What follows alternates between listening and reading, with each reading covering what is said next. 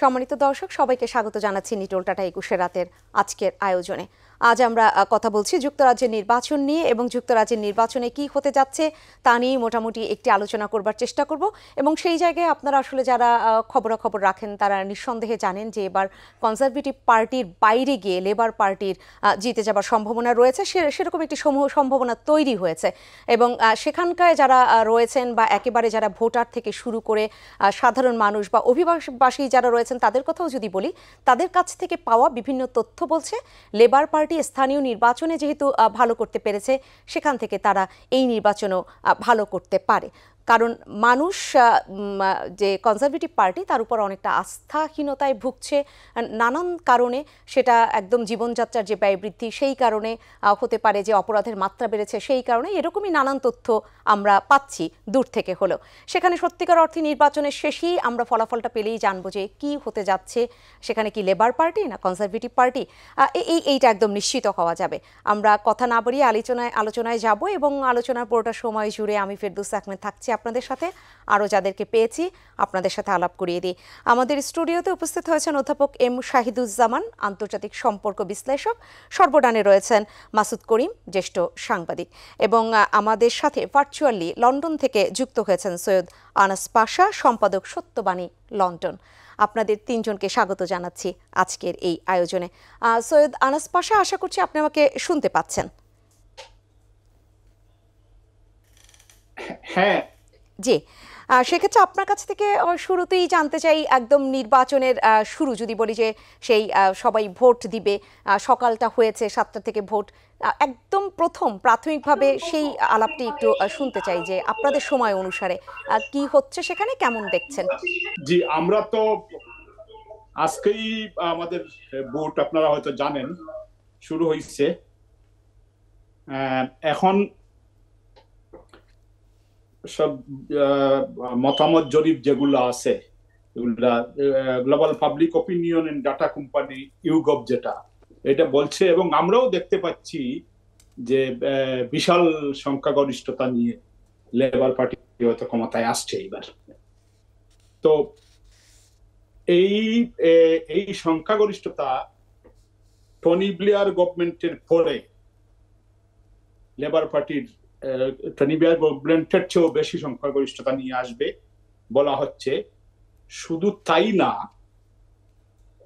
সম্ভবত এই শতাব্দীর মধ্যে সবচেয়ে বড় সংখ্যাগরিষ্ঠতা নিয়ে আসছে লেবার। সারাদিন আজকে ভোট হবে এবং এটাই সম্ভব। যদিও আপনি জানেন হয়তো এই নির্বাচনটা আমাদের অনেকের কাছেই মনে হচ্ছে যে এটা অনেকটা কোন পার্টি পছন্দ করলাম, কোন পার্টিকে পছন্দ করলাম না, এই ধরনের না হয়ে একটা প্রটেস্ট ভোটের মতোই হচ্ছে মনে হয়। যেমন যেহেতু কনজারভেটিভকে আটকাতে হবে, সুতরাং যে দল ক্ষমতায় যেতে পারে অথবা যারা ক্ষমতায় যেতে পারে তাদেরকে ভোট দেওয়া, এ ধরনের মানে একটা চিন্তা ভোটারদের মধ্যে দেখা যাচ্ছে মনে হয়। ব্রেক্সিট পরবর্তী সময়ে ব্রিটেনের জীবনমান অথবা আপনার যে ক্রাইসিস চলছে, আপনার এইগুলাই আসলে কিছু এই সমস্ত সমস্যাই আমাদের কাছে মনে হচ্ছে যে ভোটারদের বিরক্ত করছে, এবং দীর্ঘদিন পর হয়তো লেবার পার্টি আর ক্ষমতায় আসতে পারছে না। এবং শুধু আসতে পারছে না তাই না, মানে বিপুল শোচনীয় পরাজয় যাকে বলে আর কি, এ ধরনের পরাজয় হওয়ার সম্ভাবনা। এখন এইখানে আপনারা বিশেষ করে অথবা আমরা অনেকেই আমাদের বাঙালিদের অবস্থান হয়তো জানার খুব আগ্রহ। আপনারা জানেন লেবার দলীয় 4 জন ক্যান্ডিডেট আছেন, এরা কারেন্ট এমপিও, পার্লামেন্ট সদস্য। এই জায়গায় লেবার দলের নেতা কের স্টারমার, যে আপনারা জানেন হয়তো বাঙালিদের সম্পর্কে একটা নির্বাচনী একটা ডিবেটে গিয়ে যে মন্তব্যটা করেছিলেন অ্যাসাইলামের বিষয়টা নিয়ে, এটা একটা প্রচুর ক্ষোভ আছে বাঙালিদের মধ্যে, বাংলাদেশিদের মধ্যে। কিন্তু এই কূপটা হয়তো বাংলাদেশিদের মধ্যে কিছু গুট হয়তো এদিক সেদিক হতে পারে, কিন্তু খুব একটা প্রভাব পড়বে বলে আমাদের মনে হয় না। সৈয়দ আনাস পাশা, আপনি যে ক্ষোভের কথা বললেন যে তার একটি বক্তব্যের জেরে বাঙালি কমিউনিটির মধ্যে এক ধরনের ক্ষোভ তো রয়েছেই, কিন্তু যদি লেবার পার্টির কথা বলি, যে লেবার পার্টিতে বাংলাদেশি বংশোদ্ভূত যারা রয়েছেন, সেই প্রভাবটা কতটা পড়তে পারে বাঙালি কমিউনিটির মধ্যে? বিশেষ করে আমি বলতে চাই টিউলিপ সিদ্দিকী এবং আমাদের রূপা হক, জি, এই দুইজন খুব একটা সমস্যা মোকাবেলা করছেন বলে আমাদের মনে হচ্ছে না। একটু সেফ আছেন এই ইস্যুতে। বিশেষ করে একটু সমস্যায় আছেন রুশনারা আলী, কারণ আপনারা জানেন ওই এরিয়াটা বাঙালি অধ্যুষিত এরিয়া এবং দীর্ঘদিন যাবৎ। যদিও রুশনারা আলীর আরেকটা বিষয় আছে, গাজা ইস্যুতে পার্লামেন্টে যে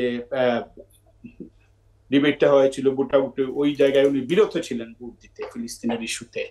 এটা একটা ক্ষোভের কারণ আছে জনগণের মধ্যে, বাংলাদেশের মধ্যে।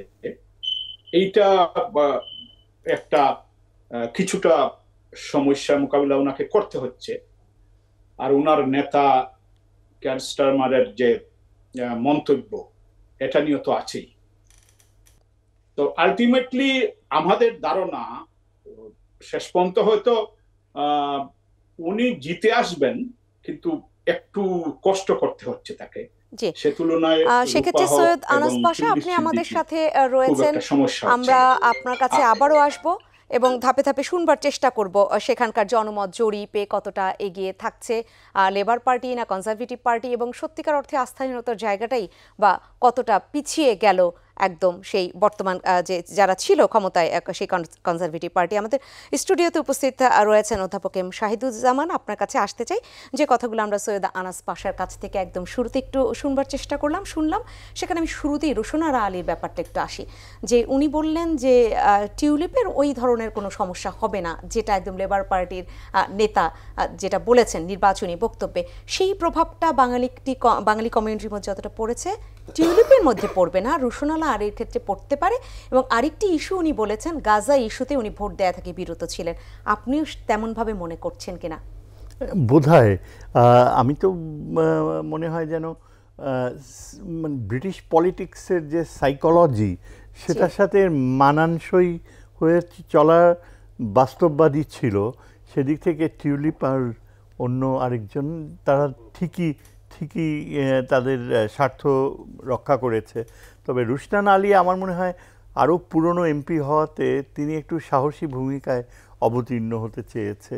অনেকটা যেমন ওই যে মার্কিন যুক্তরাষ্ট্রে একজন কংগ্রেস ওমেন রয়েছে ডেমোক্র্যাটসদের মধ্যে, ইথিওপিয়ান, তাকে যে নির্যাতন ফেস করতে হয় মাঝে মাঝে রিপাবলিকানদের হাতে, ঠিক তেমনি হয়তো এখানে ঘটতে পারে। তবে আমার ধারণা যে রুশনান আলী একটা যে অবস্থান নিয়েছে, সেটার ভোটদানে বিরত থাকা, সেটা একটা মেসেজ কনভে করেছে লেবার পার্টিতেও, যে ভিন্ন ধর্মী এবং মুসলিমদের একটা এক্সপেকটেশন রয়েছে প্যালেস্টাইন প্রশ্ন কিংবা গাজায় যে ইসরায়েলের পলিটিক্যাল রোল ছিল, সেখানে একেবারে অন্ধভাবে আমেরিকাকে অনুসরণ করা, সেই ব্যাপারে সে একটা অবস্থান নিয়েছে। এটা আমার মনে হয় ইম্প্যাক্ট রাখবে।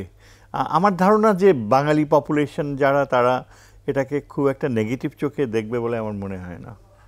আপনার সেটা মনে হচ্ছে না?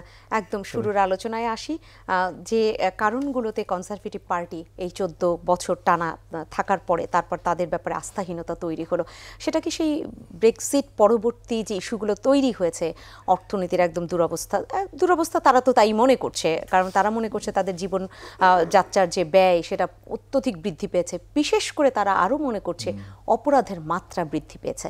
এখানে আপনি কি যুক্ত করবেন আপনার একদম বিশ্লেষণটা? আসলে পুরো বিষয়টাই কিন্তু বেশ অবাক করার মতো। 1 মাস আগে, 1.5 মাস আগেও এইভাবে যে স্লাইড ডাউন করবে কনজারভেটিভ টরিজরা, এটা ঠিক এক্সপেক্ট করা যায়নি।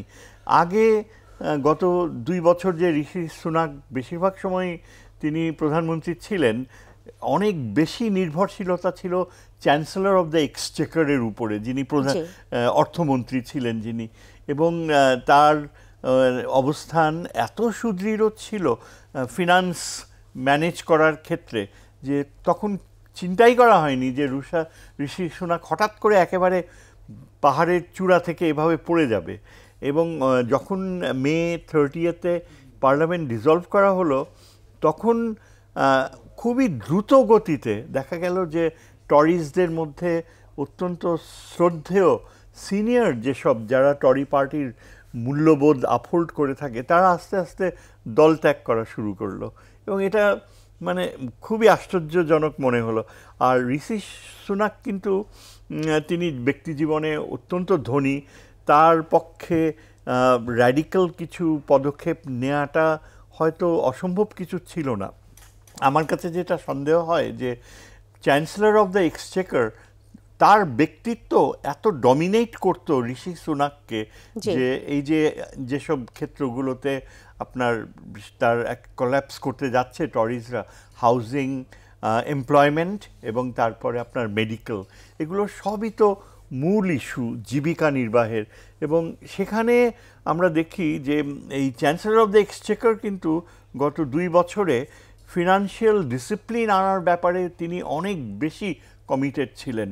এবং তার আগে যে ভদ্রমহিলা ছিলেন অত্যন্ত অল্প সময় প্রধানমন্ত্রী ছিলেন, সেই পরিস্থিতিতে ওই ভদ্রমহিলা যখন ছেড়ে দিলেন তখন এই বাস্তবতাটা ছিল যে খুবই কঠিন হাতে এই টাকা পয়সা নিয়ন্ত্রণ করতে হবে, ফিনান্স নিয়ন্ত্রণ।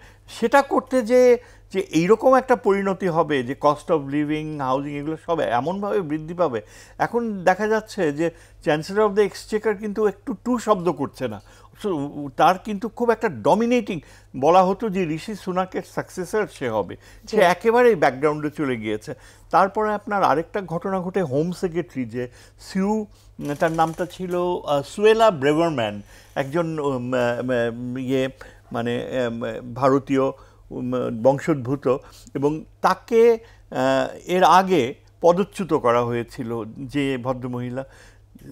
ঋষি সুনাক আবার তাকে রিইনস্টেট করলো, এবং এই হোম সেক্রেটারি এই ভদ্রমহিলা কিন্তু অত্যন্ত কট্টরপন্থী, কঠোর হস্তে এই বাইরের যে অবৈধ প্রবেশকারী যারা তাদেরকে নিয়ন্ত্রণ করেছিল। এমনভাবে সে কড়াকড়ি করেছে যে কনজারভেটিভ পার্টির যারা মূল্যবোধের ধারক হিসেবে ধরা হয় তারাও অনেকটা মানে অবাক হয়ে গিয়েছে। শেষ পর্যন্ত সু ব্রেভারম্যানকে সরাতে বাধ্য হলো ঋষি সুনাক, সেই জায়গায় আরেকজন কালার্ড ব্যক্তি তাকে এনে বসানো হলো। তখন এই হঠাৎ এমন একটা আইন হয়ে গেল যে রোয়ান্ডা আইন বলা হয় যাকে, অর্থাৎ যারা এই নৌকা নিয়ে পালিয়ে আসবে ইউরোপ থেকে সবাইকে একেবারে একসাথে রোয়ান্ডায় ডিপোর্ট করা হবে। এই বিষয়টা কিন্তু ঠিক ভালোভাবে নেয়নি। তারপরে আবার যে ঘটনা ঘটে গেল ওই যে গাজার বাস্তবতা, গাজায় মার্কিন যুক্তরাষ্ট্র, বাইডেন প্রশাসন এবং ইসরায়েল মিলে যে ধরনের পদক্ষেপগুলো নিল, আমার মনে হয় এখানেই কিন্তু শিফটটা চলে আসছে টরিজদের মধ্যে। এটাই আমার ইনটুইশন থেকে আমি বলছি যে ওই সময়টায় যদিও ব্রিটেন স্ট্রংলি সাপোর্ট করেছে ইসরায়েলকে, এবং কনজারভেটিভ পার্টিও সবসময় দেখা গিয়েছে যে আমেরিকার সাথেই তারা একই নীতি অবলম্বন করেছে। এমনকি আপনার এই গাজাতে যখন ইরানের যে আঘাত করেছিল ওই সময়ও ঋষি সুনাক কিন্তু ব্রিটিশ এয়ার পাওয়ার ব্যবহার করেছিল, ওই সুরেই কথা বলেছে।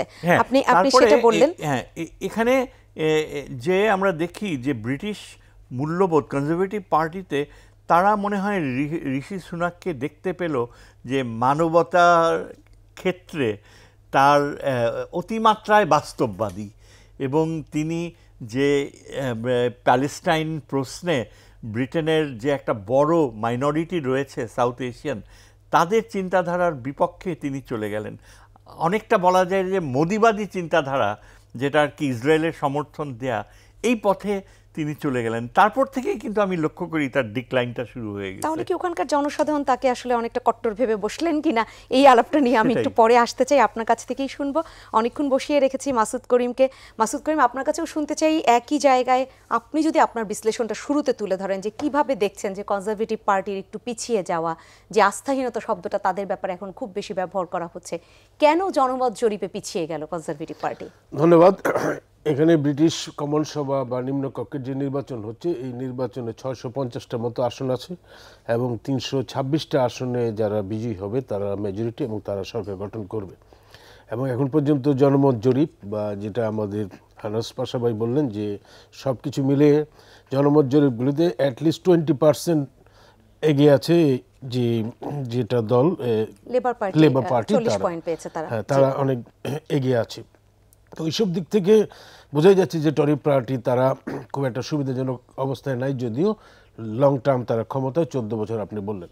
তো এখন একটা পার্টি যদি লং টার্ম ক্ষমতায় থাকে, তার কাছে যে ধরনের প্রত্যাশা জনগণের, সেই প্রত্যাশার জায়গাগুলিতে তারা ফেল করেছে। মানুষের যে প্রত্যাশা এবং তাদের যে ডেলিভারি, সেই জায়গাগুলিতে তারা যথাযথভাবে দিতে পারেনি।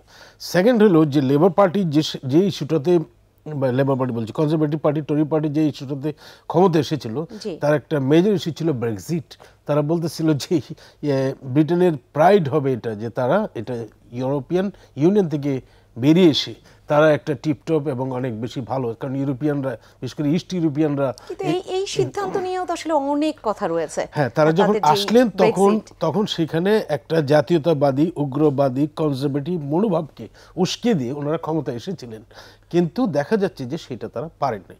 সেকেন্ড হইল যেটা স্যার বললেন যে এখানকার, মাসুদ করিম, এখানে আরেকটু আমাদের সাধারণ দর্শকদের জন্য তাদেরকে স্পষ্ট করবার জন্য আরেকটু শুনতে চাই, এই যে ব্রিটেনের এক্সিট, এই যে ব্রেক্সিট, এইটা আসলে তখন একদম সাধারণ মানুষ কতটা চেয়েছিল? সাধারণ মানুষ, এখানে আমি বলি আপনাকে যে এটা একসাথে ইউরোপের চলা, তার মধ্যে কিন্তু একটা পার্থক্য ছিল। যেমন তাদের পাউন্ড কিন্তু ইউরো আলাদা মুদ্রা, এই মুদ্রার সাথে তারা একমত ছিল না, এবং ব্রিটিশ ভিসার প্রয়োজন হতো যেহেতু আয়ারল্যান্ড কান্ট্রি। কিছু পার্থক্য সত্ত্বেও একটা জোটের মধ্যে ওনারা ছিলেন। কিন্তু যখন ইস্ট ইউরোপ থেকে লোকজন বিনা ভিসায় বিনা ইয়াতে আসলো, কর্মসংস্থান তারা খাচ্ছিল বেশি বলতেছে তারা, এবং তার প্রেক্ষিতে কিন্তু এই ইস্যুটাকে সামনে নিয়ে আসছে টরি দল।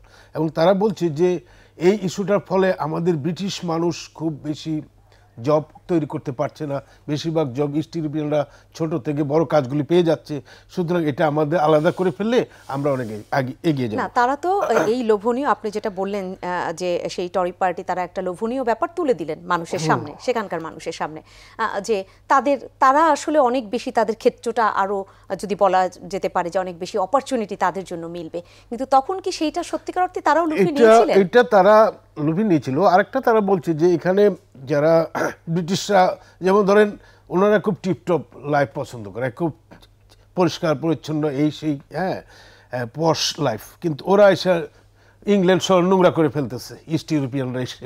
আমি মানে কথার কথা বললাম, সাধারণ মানুষের মধ্যে যে সমস্ত ধারণাগুলি, এইসব বিষয়গুলি তারা এমনভাবে তুলে ধরছিল যে সাধারণ মানুষ একটা বিভ্রান্তির মধ্যে থেকে হলেও অনেক মানুষ এদেরকে, টরিদেরকে সাপোর্ট দিয়েছিল, এবং সেই সাপোর্টটা দেওয়ার ফলে তারা যে প্রত্যাশার বিন্দুটা তৈরি করেছিল, সেই ইকোনমিক প্রসপেক্ট তারা দেখাইতে পারে নাই, তারা সেই রকম জব ক্রিয়েট করতে পারে নাই, মুদ্রাস্ফীতি কমাইতে পারে নাই।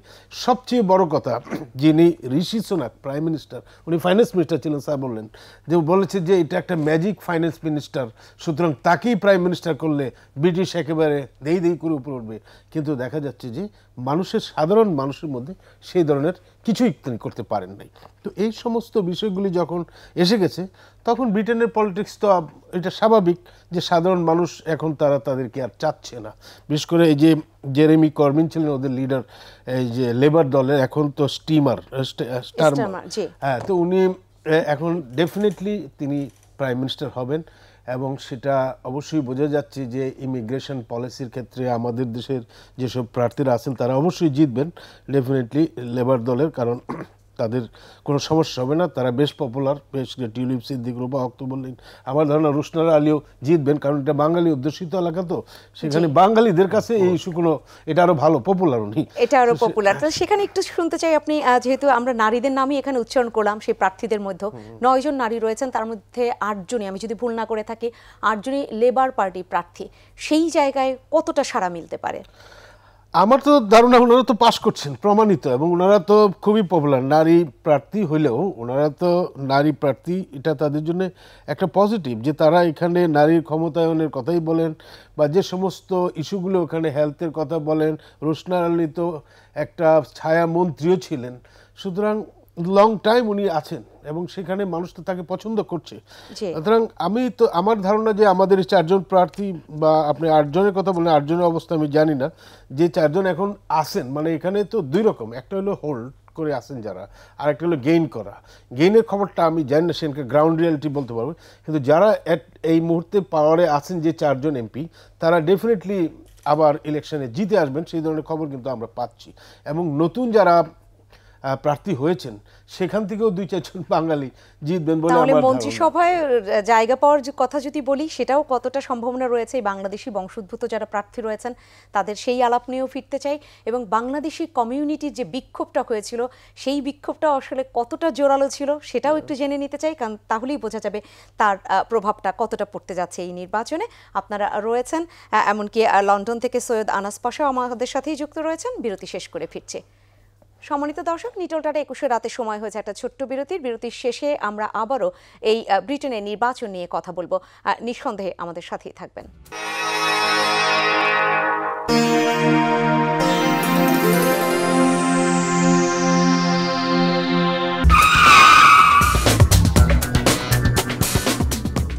সম্মানিত দর্শক, আবারও ফিরে এলাম নিটোল টাটা 21 রাতের আজকের আয়োজনে। আজ আমরা কথা বলছি যুক্তরাজ্যের নির্বাচন নিয়ে, এবং সেই জায়গায় আসলে কনজারভেটিভ পার্টির কি অবস্থা। লেবার পার্টি অনেকটাই এগিয়ে গিয়েছে, অর্থাৎ স্থানীয় যে সেই নির্বাচন, সেইখানটায় কিছুটা রিফ্লেকশন তো পাওয়া গিয়েছি। সেই জায়গা থেকে এই নির্বাচনে কতটা কি হতে যাচ্ছে সেই আলাপটি আমরা করছি, এবং এই মুহূর্তে সৈয়দ আনাস পাশা যুক্ত রয়েছেন লন্ডন থেকে। তার কাছে আমি আবারও ফিরতে চাই। সৈয়দ আনাস পাশা, আপনি তখন রুশনারা আলীর ব্যাপারে বলছিলেন, আপনাকে খুব একটা স্পষ্ট তখন শুনতে পাইনি। আবারও একটু জানতে চাই যে সবাই বলছে এই যে 8 জন লেবার পার্টি, বিশেষ করে নারীদের কথা বলা হচ্ছে, সবারই জয়ের সম্ভাবনা দেখছেন, কিন্তু সেই জায়গায় রুশনারা আলীর ব্যাপারে আপনি কিছুটা সংশয় প্রকাশ করছেন। সেই সংশয়টা কি কোনো ধরনের জনমত জরিপে ফুটে উঠল কিনা? ধন্যবাদ আপনাকে। আপনি যে সংশয়ের কথা বলছেন, রুশনারা আলী নির্বাচনে সংশয় বলতে পরাজিত হবেন এই ধরনের কোনো সংশয় নাই।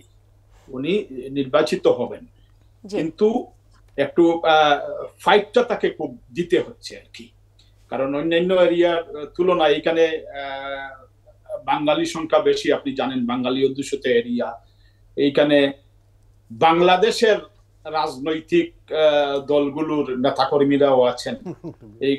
আমি কি বুঝাতে চাচ্ছি আপনি নিশ্চয়ই বুঝতেছেন। তো এইগুলা নিয়ে খুবই রুশনারার বিরুদ্ধে একটা গ্রুপ খুবই প্রচারে নেমেছেন, এবং বিশেষ করে ফিলিস্তিন ইস্যুতে, ফিলিস্তিনের যুদ্ধবিরতির ইস্যুতে যে ইয়েটা হয়েছিল পার্লামেন্টে, ভোটাভুটি হয়েছিল, ওইখানে উনি বিরত ছিলেন, ভোটদানে বিরত ছিলেন। এই ইস্যু সামনে নিয়ে আসা হয়েছে। পাশাপাশি সামনে নিয়ে আসা হয়েছে রুশনারা আলীর নেতা, লেবার পার্টির নেতা কেয়ার স্টারমারের সাম্প্রতিক বক্তব্য একটা ইস্যুতে। আপনি জানেন কেয়ার স্টারমার আসলে একটা ডিবেটে ওইখানে যারা দর্শক ছিলেন তারা অধিকাংশই ডানপন্থী দর্শক ছিলেন। এখানে একটু প্রশ্নটা যুক্ত করে শুনে নিতেই চাই, সেটা হচ্ছে আপনি সেই কেয়ার স্টারমারের কথা বললেন যে তার একটি বক্তব্য যেটা বাঙালি কমিউনিটির মধ্যে বিক্ষোভ তৈরি করেছে, তিনি তো পরবর্তীতে দুঃখ প্রকাশ করেছেন, বা এইটা নিয়ে যে তিনি ইন্টেনশনালি এটা বলতে চাননি, এরকম বক্তব্য পরবর্তী সময় এসেছে। সেই বক্তব্যের কি আবার কোনো প্রভাব পড়েছে? এইটা প্রভাব পড়েছে বলতে, কারণ নির্বাচনী লড়াই আমরা সবাই জানি যে খুব একটা ইস্যু পেলেই প্রতিদ্বন্দ্বী গ্রুপ এটাকে খুব এটা নিয়ে খুব একটা প্রচার শুরু করে অথবা অপপ্রচার যাই বলেন শুরু করে, এটা নিয়েও বাঙালি কমিউনিটির মধ্যে একটা ক্ষোভ সৃষ্টি হয়েছে। এটা স্বীকার করতেই হয়। এবং আমাদের কারেন্ট একজন এমপি বাঙালি আফসানা বেগম এমপি, উনি প্রকাশ্যেই এটার প্রতিবাদ করেছেন, তার দলের নেতা হলেও এটা। এবং এটি নিয়ে অন্যান্য যারা লেবার বিরোধী অথবা একটু আপনার আমরা যাদের অনেককেই প্রতিক্রিয়াশীল সাপোর্টার অথবা এই ধরনের বলে থাকি, তারা খুবই এই ইস্যুটাকে জোরালো ভাবে, আর সাধারণ বাঙালিরা যারা স্বাভাবিক তাদেরও লেগেছে যে এই বাঙালি কমিউনিটি সারা লেবারের মনে করা হয় যে লেবারের মানে বুট ব্যাংক সব সময়ের জন্যই, কিন্তু এই লেবারের নেতা যখন এই কথা বলেন স্বাভাবিক একটা ক্ষোভের সৃষ্টি হয়েছে। তো আমরা অনেকেই মনে করি এবং অনেকেই এটা যারা একটু রাজনীতি সচেতন একটু চিন্তা ভাবনা করেন তারাও বুঝেন যে এটা ইন্টেনশনালি হয়তো লেবার নেতা বলেন। এই জায়গায় যে আপনার অনুষ্ঠানটাই উনি বলেছেন, ওইখানে উনি যখন দেখেছেন তার সামনে অধিকাংশই আপনার কি বলে, আমি ডানপন্থী শব্দটা ইউজ করতে চাই, দর্শক যারা। সুতরাং এই জায়গায় আপনার অ্যাসাইলাম ইস্যুটা এবং ওই বিভিন্ন এই যে রিফিউজি ইস্যুটা, এটা যদি বলেন, উনি হয়তো মনে করেছিলেন ওই গ্রুপটার সমর্থন তখন উনি পাবেন, এই চিন্তা থেকেই। কিন্তু হয়তো নিজের অজান্তেই উনি উদাহরণ দিতে পারতেন কোনো দেশের নাম উল্লেখ না করেই, নিজের অজান্তেই হয়তো বাংলাদেশ নামটা চলে এসছে। এবং এটা নিয়ে খুব, তবে ওভারঅল যে বুটের যে হিসাবে অথবা ওইটা খুব একটা প্রভাব পড়বে বলে আমার মনে হয় না। তবে বাঙালি বুট কিছুটা এদিক সেদিক হতে পারে, কিছুটা, এটা খুবই সামান্য। আপনার কাছে আবার আসবো, শোনার চেষ্টা করবো আপনাকে অধ্যাপক এম শাহিদুজ্জামান। তিনি যে পরবর্তীতে আমি লেবার পার্টির নেতা সেই কেয়ার স্টারমানের কথাই বলছি, তিনি পরবর্তীতে বাংলা মানে কতটা অনুতপ্ত হয়েছেন বা তিনিও কতটা আসলে বুঝতে পেরেছিলেন যে এটা বিশাল একটি প্রভাব পড়তে যাচ্ছে, যার কারণে উনি বাংলা গণমাধ্যমে ব্যবহার করে সেখানে তার অনুতপ্তের সেই উক্তিগুলো আবার তুলে ধরেছেন। সেখানে কি আসলে উনিও অনেক বেশি সেটা গুরুত্ব সহকারে নিলেন তাহলে বাঙালি কমিউনিটিকে? নিয়েছেন, আমার ধারণা তাই। তার সম্পর্কে যে আমরা পরিচয় পেয়েছি এই গত 2 বছরে, তিনি কিন্তু অনেকাংশেই তার ওই ধরনের ক্যারিজমা ছিল না। বরিস জনসন যেমন মানে ঝড়ো গতিতে ব্রিটিশ পলিটিক্সকে, কনজারভেটিভ পলিটিক্সকে প্রভাবিত করে, সেখানে বাঙালি বা অন্যান্য জাতিগোষ্ঠী সেই বিষয়গুলোর চেয়ে কনজারভেটিভ ইস্যুসগুলা, যেমন এই যে আপনার ইউরোপিয়ান ইউনিয়নের প্রশ্ন, ব্রিটেন কি ভুল করলো না ঠিক করলো, এই সব বিষয়গুলো এত দীর্ঘ সময় ব্রিটিশ পলিটিক্সকে প্রভাবিত করেছে যে সেই তুলনায় যখন এই ভদ্রলোক আসলেন কিয়ার স্টারমার, তাকে অনেকাংশেই অনেকে বলে এক যে বোরিং লয়ার। এটা একজন ব্রিটিশ ভাষ্যকার বলেছে যে কন্টেস্টটা হচ্ছে between A boring British banker and a boring British lawyer. মানে দুইজনই অনেকাংশে খুবই শান্ত প্রকৃতির এবং খুবই চেষ্টা চালিয়ে যান। এবং কিয়ার স্টারমার যে সাকসেসফুল হয়েছে এবং এত সামনে এসছে, যেই বিষয়টা আমাদের বন্ধু বললেন লন্ডন থেকে, যে যেই ক্রাউডকে উদ্দেশ্য করে কথা বলছিলেন তারা ফার রাইটের ক্রাউড, এবং হয়তো বলতে যে তিনি বাংলাদেশের শব্দটা মুখে হয়তো চলে এসছে, তার অ্যাপোলজিটা আমি যতদূর মনে করি সিনসিয়ার, কারণ সিনসিয়ার না হয়ে পারেই না। লেবার পার্টির ভবিষ্যৎ ক্ষমতায় থাকা, এত দীর্ঘ সময় পরে ক্ষমতায় এসছে, সেখানে বাংলাদেশিদের ভূমিকা অত্যন্ত গুরুত্বপূর্ণ। ভারতীয় ও পাকিস্তানিদের মতো বাংলাদেশিদের আরও অ্যাক্টিভ পার্টিসিপেশন চলে এসছে মেইন স্ট্রিম ব্রিটিশ পলিটিক্সে। তবে আমার ধারণা যে এখন যেই প্রশ্নগুলো এখন সামনে চলে আসবে, যে বলা হয় যে একেবারে ল্যান্ডস্লাইড ভিক্টরি হয়ে যাবে লেবার পার্টির, তখন কিন্তু এই ভদ্রলোক সামনে চলে আসলে তিনি আগেই বলে দিয়েছে যে আমি আপনাদেরকে কোনো অ্যাসিওরেন্স দিতে পারবো না যে জীবনযাত্রার মান আমি আরও শিগগিরই উন্নতি আনতে পারবো। বলল যে অনেক সময় সাপেক্ষ ব্যাপার, তবে এখানেই বাংলাদেশের লোকেরা তাকিয়ে থাকবে লেবার পার্টির পলিসিসগুলোর দিকে। এবং কিথ স্টারমার আমার মনে হয় যে একটা লেবার পার্টির ক্ষমতায় ফিরে আসার ক্ষেত্রে দেখা যাবে যে স্থায়িত্ব কতদিন থাকে লেবারের, সেটাই বিবেচ্য বিষয় হবে। এই ভদ্রলোক তিনি তাকে লেবার পার্টিকে তিনি লেফট থেকে সরিয়ে গত 2 বছরে অনেকটা লেফট অফ দ্য সেন্টার থেকে সরিয়ে সেন্ট্রিস্ট পজিশনে নিয়ে এসছে। এবং সেদিক থেকে বলা হয় যে ঋষি সুনাকের সাথে কিথ স্টারমারের খুব বেশি যে নীতিগত পার্থক্য রয়েছে তা কিন্তু না। একজন মানে ধনী শ্রেণীকে রিপ্রেজেন্ট করছে আর আরেকজন হয়তো মানে শ্রমিক ক্লাসকে রিপ্রেজেন্ট করছে, এরকম একটা ধারণা দেয়া হয়। তবে একটা বড় প্রশ্ন যেটা আসবে সেটা হচ্ছে এই যে ইনি এবং লেবার পার্টি নতুন করে হয়তো প্রশ্ন সামনে তুলে আসবে যে ইউরোপিয়ান ইউনিয়ন ছেড়ে দেয়া কি ঠিক হলো কি না। সেই প্রশ্নটা যে তুলে নিয়ে আসবে এবং তারা যদি কনজারভেটিভ পার্টি যে কারণে ব্যাকফুটে চলে গেল সেই জায়গাগুলোতে কি আপনার মনে হয় বা আপনার বিশ্লেষণে সেটা আপনি খুঁজে পান কিনা যে কোনো ধরনের ক্যারিশমাটিক সেরকম কিছু দেখাতে পারবে যা দিয়ে জনগণ আসলে সেই আস্থার জায়গাটা দাঁড়াবে পরবর্তীতে যদি নির্বাচিত হয়? আমি সেই আলোচনাটা একটু শুনতে চাচ্ছি। মানে কনজারভেটিভ পার্টি, লেবার পার্টি যদি বিজয়ী হয় সেই জায়গায় তা কোনো ক্যারিশমাটিক জি সেরকম কিছু দেখাতে পারবে কিনা? না, পারবে না, কারণ তারা তো অনেকটা বলেই দিচ্ছে সেটা। আর কিথ স্টারমারের ওই ব্যক্তিত্ব নাই যে তিনি একটা ক্যারিজমেটিক মানে ইয়ে করবে। আসলে ওই লাস্ট যখন লেবার পার্টি ছিল ওই সেই টনি ব্লেয়ারের সময়, টনি ব্লেয়ারের তো মানে বিশাল আকারের ক্যারিজমা ছিল, পরে তার ক্যারিজমা একেবারে ইরাক যুদ্ধের ওই কারণে তার ক্যারিজমা এবং সেটার চেয়েও যেই আলাপটি জি আমি আপনার কাছে আবারও আসবো, একটু মাসুদ করিমকে শুনে নেই। মাসুদ করিম, যেটা বলা হচ্ছে যে সেরকম ক্যারিজমেটিক কিছু দেখানো বা কিছু, তার চেয়েও আরেকটি বিষয় উঠে আসে যে এক ধরনের স্পিচ, কারণ স্পিচ দেওয়ার ক্ষমতা যার যত, আমরা এটা বিশ্বের সব জায়গায় দেখি, বাংলাদেশ থেকে শুরু করে একদম প্রত্যেকটা জায়গায়, যার যত স্পিচ পাওয়ারটা ভালো, যে যত ভালো স্পিচ দিতে পারে, মানুষ মন্ত্রমুগ্ধ হয়ে শোনে, সেই মানুষকে অনেক বেশি টানতে পারে কাজের থেকেও বেশি। সেই জায়গায় কি আপনার মনে হয় যারা রয়েছেন, সেই ঋষি সুনাক বা আমরা স্টারমারের কথা বলছি, কে এগিয়ে রয়েছে? এখানে স্পিচের ব্যাপারও না, অন্য কিছুর ব্যাপার না, ব্যাপার হলো যে এখানে টরি ঠেকাও ইলেকশন, এটা হলো নেগেটিভ ভোটের ইলেকশন, নট পজিটিভ। যে এখানে আচ্ছা, মানে এটা সরাতে হবে, কনজারভেটিভ পার্টিকে সরাতে হবে বলে লেবার পার্টি, সেটাকে লেবার পার্টি এখন আর তো কোনো বিকল্প কারো হাতে নাই, এখানে তো লেবার বলেই আসবে সেখানে। কারণ তারা যেহেতু 14 বছর দীর্ঘদিন ক্ষমতায় ছিল, একটা ইনকামবেসি ফ্যাক্টর দাঁড়ায় গেছে তাদের মধ্যে। এই যে এখন আপনি বলেন আইন শৃঙ্খলাগুলির প্রশ্ন, যেখানে ব্রিটেনে কখনোই আসে নাই, সেই প্রশ্নগুলিও কিছু কিছু আসতেছে। এবং ইনফ্লেশনটা বিরাট ব্যাপার, অর্থনৈতিক ম্যানেজমেন্ট যেটা তাদের কি ছিল ঋষি সুনাকের, সেই জায়গাটায় তারা পারে নাই।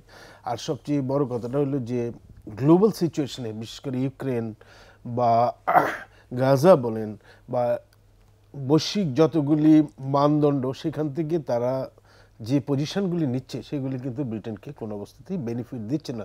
যদিও তারা একটা অ্যালায়েন্সের মাধ্যমে, আমেরিকান অ্যালায়েন্সের মাধ্যমে তারা সেখানে এইটা একটু যুক্ত করবেন কিনা, যেখানে প্রফেসর শাহিদুজ্জামান থেমেছেন যে একটা প্রশ্ন উঠবে, তাহলে এই যে ব্রেক্সিট বা পরবর্তীতে ইউরোপীয় ইউনিয়ন, সেরকম ভাবনাটা কি নতুন করে আসবে কিনা, যে সেই যুক্ত হওয়া, সেই যুক্ত হওয়ার ভাবনা অত দূর যাবে কিনা আমি জানি না। কিন্তু একটা জিনিস আপনি জানেন যে তার্কি এবং আরও অনেক দেশ বহু বছর ধরে চেষ্টা করতে ইউরোপীয় ইউনিয়নে যুক্ত হওয়ার জন্য, আর ওনারা স্বেচ্ছায় সেখান থেকে বের হয়ে এসেছেন।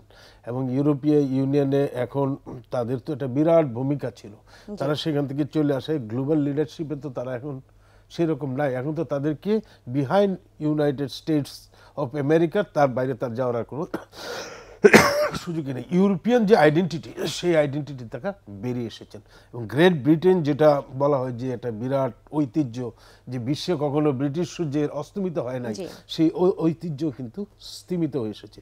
সুতরাং ওভার দি ইয়ার্স তাদের যে পলিসি, সেই পলিসিগুলি তাদের ডোমেস্টিক ইকোনমিক্সে যেমন কোনো রোল প্লে করে নাই, ঠিক তেমনি বাইরের দুনিয়ায় প্রভাব বিস্তার করে নাই।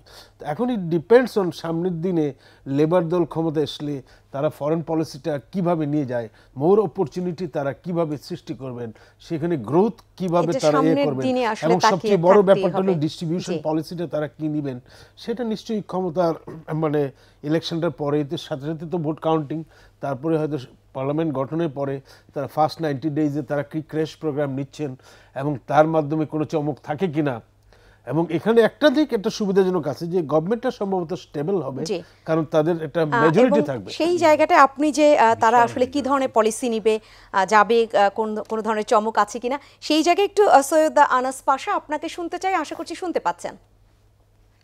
শুনতে পাচ্ছি। জি, যে কথাগুলো মাসুদ করিম বললেন যে যদি লেবার পার্টি জিততে পারে তাহলে কি ধরনের তারা কোন ধরনের পলিসিতে যাবে, ইউরোপীয় ইউনিয়নে যুক্ত হওয়ার সেই চিন্তা ভাবনার দিকে যাবে কিনা, বা অন্য কোনো ধরনের চমক থাকবে কিনা, সেরকম কি কোনো ইঙ্গিত মিলেছে, আপনার কাছে তথ্য রয়েছে কিনা?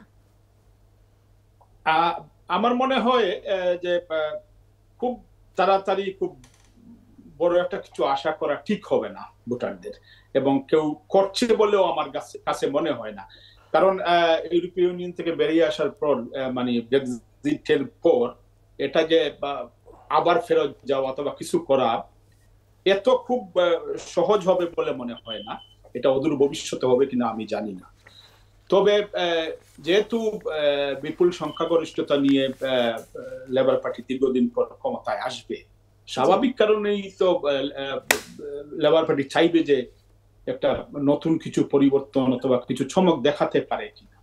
এখন এটি পারবে কিনা এটা নির্ভর করছে সিচুয়েশনের উপর। এখন যে অবস্থা ব্রিটেনের মুদ্রাস্ফীতি সহ এই যে বিভিন্ন ইস্যুতে, এইগুলা কাটিয়ে উঠে ওই চমকটা পর্যন্ত যেতে কতটুকু সময় লাগবে এটাই এখন দেখার বিষয়। জি, আমাদের সেক্ষেত্রে নির্বাচনের পরে ফলাফল হবার পরে সেদিকেই তাকিয়ে থাকতে হবে সারা বিশ্বকে। আর আপনারা যারা রয়েছেন লন্ডনে, আপনারা তো নিঃসন্দেহে তাকিয়ে থাকবেন দিন শেষে ফলাফলের দিকে। সেই জায়গায় একটু আমরা আমাদের বাংলাদেশের সাথে যুক্ত করে একটু আলোচনাটা এখন চালাতে চাই বাকি সময়টুকু এই আয়োজনের। সেটা হচ্ছে যে লেবার পার্টি যদি সেই যাই সরকার গঠন করে, তা সেক্ষেত্রে বাংলাদেশের সাথে সম্পর্কে কি ধরনের কোনো কি পরিবর্তন ঘটবে, কি হতে পারে, না একই রকম থাকবে? আমার কাছে মনে হয় বাংলাদেশের সাথে সম্পর্ক আরো সুদৃঢ় হওয়ার কথা। যেমন আমি একটা কথা বলি, এই যে ইস্যুতে একটু খুব বাঙালিদের মধ্যে, হ্যাঁ, এটা নিয়ে কিয়ার স্টারমার বাংলাদেশ হাই কমিশনারের কাছেও এইখানে চিঠি লিখেছেন এবং উনি ব্যাখ্যা দিয়েছেন কিভাবে ওই বাংলাদেশের নামটা এসছে এবং দুঃখ প্রকাশ করেছেন। এবং এটাও তিনি বলেছেন কিছুদিন আগে বাংলাদেশের সাথে একটা চুক্তি হয়েছে ব্রিটেনে, যে আপনার ওই যে ইলিগাল ইমিগ্রেন্ট নিয়ে বাংলাদেশে যে ব্রিটেন চাইলে ফেরত পাঠাতে পারবে। তো উনি তখন বুঝাতে চাইছিলেন, উনি ওইটা বলতে চাইছেন যে বুঝাতে চাইছেন আমরা তো বাংলাদেশ তো একটা সেফ কান্ট্রি, হ্যাঁ, তো ওইখানে ইলিগালি কেন থাকবে, ওই জিনিসটাই উনি বুঝাতে চাইছিলেন। এইভাবে দীর্ঘ একটা চিঠি উনি হাই কমিশনারের কাছে দিয়েছেন। লেবার পার্টির সাথে এইখানের আমাদের বাংলাদেশি কমিউনিটির যে দৃঢ় একটা সম্পর্ক দীর্ঘদিন যাবত, এবং আমরা সবসময় দেখেছি বাংলাদেশের একটা ভালো সম্পর্ক, এবং আমরা আশা করছি যে এই সম্পর্কটা ব্রিটেন বাংলাদেশের এই সম্পর্কটা আগামী সরকার লেবার পার্টির যেটা হবে ওই সময় আরো সুদৃঢ় হবে। এর মধ্যে তো আমাদের যে 8জন ক্যান্ডিডেট আছেন লেবার পার্টি থেকে, এবং সম্ভাবনা 8জনই সেটা তো নারীদের কথা বলছেন। যদি পুরুষদের মধ্যে জিজ্ঞেস করি যে লেবার পার্টিতে পুরুষ যারা রয়েছেন বাংলাদেশি বংশোদ্ভূত, কারণ সর্বমোট 34 জন, সেই জায়গাটায় সম্ভাবনা কতটা রয়েছে তাদের বিজয়ী হবার? লেবার পার্টির আমরা মনে করি যে লেবার পার্টির যে 8জন, এটা আমরা সবাইকেই আশা করছি এবং এইভাবে বোঝা যাচ্ছে। আর বাকি যে টোটাল 34 জন, এটা তো বিভিন্ন দল থেকে আপনারা হয়তো জানেন, ওইটা ঠিক বলতে পারবো না সম্ভাবনা কতটুকু, কিন্তু লেবার পার্টির এদের বিষয়ে আশা করছে। আর বিশেষ করে এক্সিস্টিং এমপি যে 4জন মহিলা, ওদের তো আশাই করছি। আর এবং আরো আমরা আশা করছি যে যদি লেবার পার্টি ক্ষমতা গেলে, সরকার গঠন করলে, এখানে আমরা আশা করতেই পারি হয়তো এই 4জনের মধ্যে বিশেষ করে রুশনারার বিষয়ে। সেক্ষেত্রে শুধু লেবার পার্টির আলোচনাটাই হচ্ছে যে বাংলাদেশি বংশোদ্ভূত লেবার পার্টির যারা প্রার্থী রয়েছেন তাদের আলাপটি হলো। আমি জানতে চাচ্ছি এর বাইরে বাংলাদেশি বংশোদ্ভূত কতজন আর আরো বেশি বিজয়ী হবার সম্ভাবনা রয়েছে, তারা যদিও হয়তো অন্যান্য পার্টির প্রার্থী? ওইটা আমার মনে হয় ওটা নিশ্চিত করে বলা যাবে না বিজয়ী কয়জন আসলে লেবার পার্টির বাইরে যারা বিজয়ী কয়জন হবেন। এখন অপেক্ষা করতে হবে ফলাফল পর্যন্ত, নিশ্চিত করে বলা যাবে না। জি, আমি প্রফেসর এম শাহিদুজ্জামান আপনার কাছেও এখানেই আসি বাংলাদেশের সাথে সম্পর্কের এই জায়গাটায়। নিশ্চিতভাবে বলা যায় যে লেবার পার্টি ক্ষমতায় আসলে বাংলাদেশের সাথে সম্পর্ক আরও ইমপ্রুভ করবে। এটা এই লেবার পার্টি ক্ষমতায় আসলে দেখা যাবে যে অনেক বেশি করে আমাদের সাংস্কৃতিক বিনিময় বৃদ্ধি পাবে এবং বড় কথা হচ্ছে যে এত বড় একটা মেজরিটি ধরা হচ্ছে যে 425টা সিট পেতে পারে এবং ওই অপরদিকে কনজারভেটিভরা মাত্র 108টা পেতে পারে এবং সেখানে এটা বলা যায় যে অলমোস্ট 2/3 মেজরিটি হয়ে যাওয়ার কাছাকাছি লেবার পার্টির। এবং সেই ক্ষেত্রে আমার মনে হয় যেটাকে আমরা বলি ইনোভেটিভ আইডিয়াজ, অনেক কিছু হয়তো সংস্কার করা হবে। যদিও বলা হয় যে লেবার পার্টি এখন অনেকাংশেই সেন্ট্রিস্ট পজিশনে মধ্যবর্তী চিন্তাধারার মধ্যে চলে এসছে, তারপরেও দেখা যাবে যে আগামী দিনগুলোতে দেখেন অনেকাংশে নির্ভর করবে যে পররাষ্ট্রনীতির ক্ষেত্রে মার্কিন যুক্তরাষ্ট্রের যে প্রায় অনিবার্য নিশ্চিত পরিবর্তনটা আসছে। হয়তো আগামী নভেম্বরে যদি ট্রাম্প প্রেসিডেন্ট হয়ে আসে তখন কিন্তু লেবার পার্টির সাথে ট্রাম্পের একটা দূরত্ব সৃষ্টি হওয়ার সম্ভাবনাই বেশি থাকবে, কারণ ট্রাম্পের দৃষ্টিভঙ্গি সেটা কনজারভেটিভ এবং রিপাবলিকান। আপনি ওখানেও বলছেন যদি ট্রাম্প আসে, যদি ট্রাম্প না আসে সেক্ষেত্রে কি সেটা তো আর হওয়ার কি লেবার পার্টির ক্ষেত্রে কোনো ধরনের সেই সম্পর্কটা চেঞ্জ হবে কিনা? না না, তাইলে যেমন ওদিকে যদি জো বাইডেন থাকে আর এদিকে যদি আবার লেবার পার্টি চলে আসে, সেইটার কি কোনো পরিবর্তন হবে? না, তাইলে কোনো পরিবর্তন হবে না, কেননা তাদের দৃষ্টিভঙ্গি হিউম্যান রাইটস প্রশ্ন, তারপর আপনার অন্যদিকে বিশ্বে যে মাইনরিটিজ ইমিগ্রেন্টসদের প্রতি সহনশীলতা, সেক্ষেত্রে তাদের মধ্যে মিল আছে। কিন্তু আমরা যতদূর দেখতে পাচ্ছি আগামী বাইডেনকে নিয়ে খুব গভীর শঙ্কা দেখা দিয়েছে, দলও আসলে শঙ্কা প্রকাশ করছে সে কি থাকবে কি না। এমনও হতে পারে যে কমলা হ্যারিস হয়তো আগামী এক সপ্তাহের মধ্যে ডিসিশন এমনও চেঞ্জ হয়ে যেতে পারে। আমি মানে কেউই ঠিক নিশ্চিত বলতে পারছে না। ধরেন আমি ধরে নিলাম যে কমলা হ্যারিস যদি ক্যান্ডিডেট হয় তাহলে কি ডেমোক্র্যাটসরা জিতবে? অনেক পোলস কিন্তু ইন্ডিকেট করছে আমেরিকায় নারী সমাজ কিন্তু 48 থেকে প্রায় 50% বলছে কমলা হ্যারিসকে ভোট দিবে, এবং এটা অত্যন্ত নাটকীয়। যদিও সবাই কিন্তু তারপরও মার্কিন যুক্তরাষ্ট্রের ক্ষেত্রে, যদিও আজকে আমরা মার্কিন যুক্তরাষ্ট্র নিয়ে কথা বলছি না, আমরা সেই হিলারি ক্লিন্টনের সময়ও দেখেছিলাম যে সেখানে আবার নারীরা একটু হলেও একদম শেষ মুহূর্তে গিয়ে উপেক্ষিত হয় কিনা সেই একটা হিসাব নিকাশ আছে। আজ আমরা যুক্তরাজ্যের নির্বাচন নিয়েই থাকতে চাই। ওই আলাপটা নিঃসন্দেহে সামনের দিনগুলোতে আমাদের করতেই হবে, কারণ সেই নির্বাচন সামনে। আমি মাসুদ করিম, আপনাকে শুনেই হয়তো আজকে শেষ করতে হবে। আপনি কি বলবেন বাংলাদেশের সাথে সম্পর্কের ক্ষেত্রে?